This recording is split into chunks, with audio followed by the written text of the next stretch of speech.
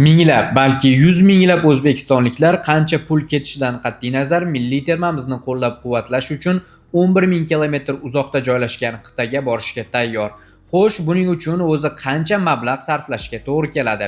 To'g'ri, qancha xarajat qilish har kimning o'z imkoniyat va ehtiyojiga bog'liq, biroq biz taxminiy summani hisoblab chiqishga harakat qilamiz. Yaqinroq keling va ruchka daftarlaringizni tayyorlab qo'ying.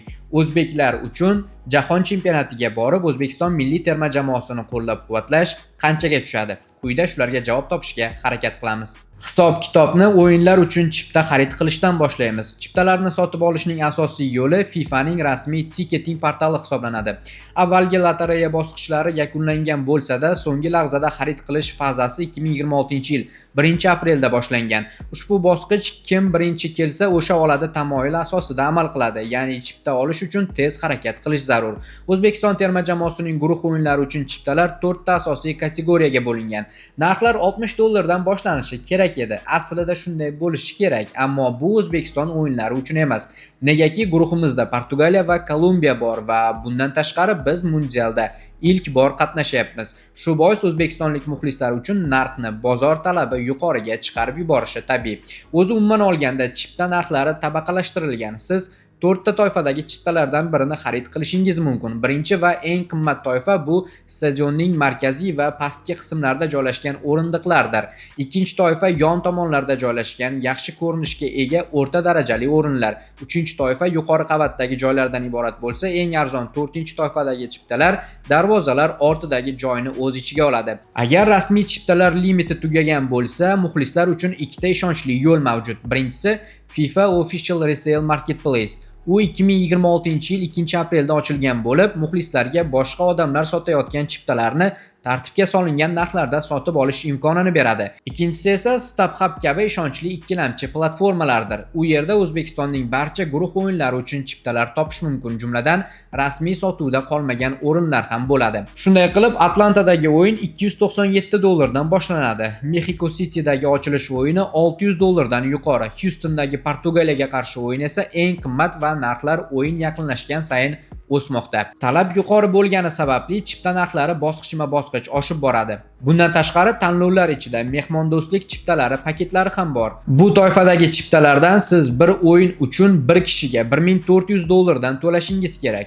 U eksklyuziv zallarga kirishni o'z ichiga oladi. Yana boshqasi esa Follow My Team paketi. O'zbekistonning 3 ta guruh o'yini va plus ehtimoliy 1/16 finalni ham o'z ichiga oladi. Bu paketning narxi bir kishi uchun $6750 dan boshlanadi. Yana boshqa bir chipta turi bilan esa siz bitta stadionda bo'ladigan barcha o'yinlarga kirishingiz mumkin.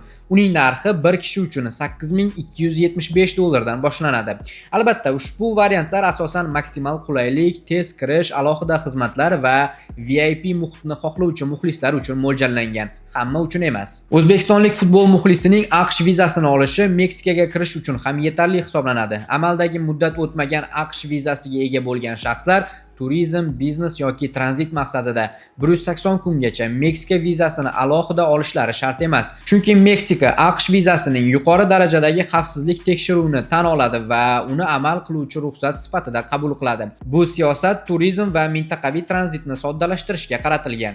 2026-yil FIFA Jahon chempionati muxlislari uchun AQSh vizasi xarajatlari sezilarli darajada farq qiladi. Jumladan standart turizm vizasi narxi $435 ni tashkil etmoqda. Yaqinda AQShning O'zbekistondagi elchixonasi futbol bo'yicha Jahon chempionati 2026 chiptasini xarid qilgan muxlislar uchun viza suhbatini kutish vaqtini qisqartirishga yordam beruvchi FIFA Pass tartibiga oydinlik kiritdi. Ushbu dastur musobaqani bevosita stadiondan tomosha qilishni rejalashtirayotgan o'zbekistonliklar uchun viza olish jarayonidagi byurokratiyani biroz yengillashtirishni ko'zlaydi. Ushbu imtiyozdan foydalanish uchun muxlislar chiptani faqatgina Xalqaro futbol federatsiyasining rasmiy resursi fifa.com ticket sayti orqali sotib olgan bo'lishi shart. Shundan so'ng shaxsiy kabinetda FIFA Pass dasturida ishtirok etish uchun rozilik shaklini yuborishi kerak. Bunda ism-sharif va pasport raqami xorijga chiqish pasportidagi ma'lumotlar bilan to'liq mos kelishini diqqat bilan tekshirish talab etiladi. Rasmiy chipta xarid qilingach va tasdiqlangach, talabgor AQSh davlat departamentining rasmiy viza portalida DS-160 onlayn anketasini to'ldirishi lozim. Ariza to'ldirish jarayonida ham pasport ma'lumotlari FIFA profilidagi axborot bilan bir xil bo'lishi qat'iy talab etiladi. Viza yig'imi to'langandan va muxlisda turnirga haqiqiy chipta borligi tizim orqali tasdiqlangandan so'ng arizachi suhbatga yozilish uchun ustuvor navbatga, ya'ni tezlashtirilgan yo'lakka kirish huquqini qo'lga kiritadi. AQSh elchixonasi suhbatga yozilishning soddalashtirilgan tartibi standart xavfsizlik talablarini bekor qilmasligini alohida ta'kidladi.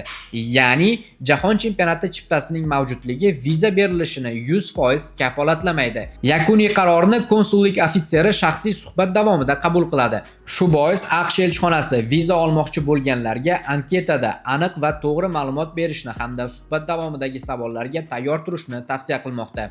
Meksikaga yetib borish uchun O'zbekistondan to'g'ridan-to'g'ri reyslar yo'q. Shuning uchun Istanbul, Doha yoki Nyu-York orqali yetib borish mumkin. Narxlar har xil. Aviakompaniyalarning o'rtacha narxlari hozirda 16-iyundagi Toshkent-Istanbul-Meksika reysi uchun 15 million 400 ming so'mni tashkil qilmoqda.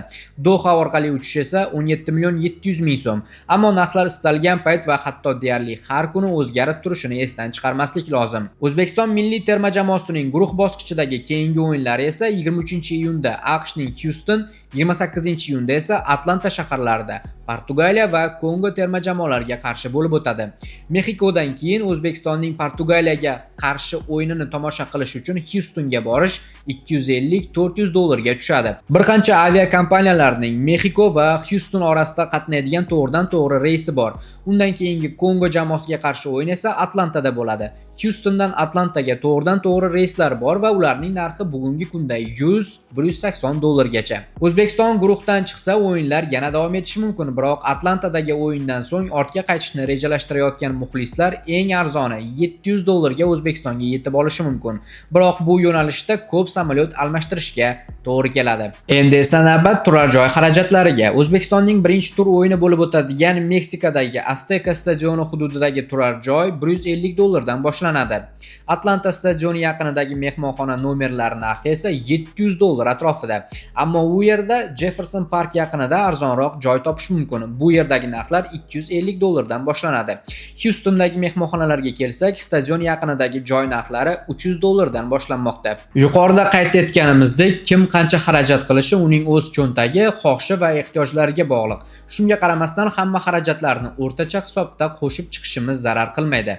Demak, o'yin chiptalari umumiy hisobda 1300 dollar, avia chipta 2600 dollar, mehmonxonalarga o'rtacha sarf xarajat 2 haftani turli joylarda o'tkazishni hisobga olsak 2-2,5 ming dollar atrofida va oraliq qatnovlar 500, viza xarajatlari esa yana 500 dollarni talab etadi. Albatta bu sizning tanlovingiz va byudjetingizga bog'liq.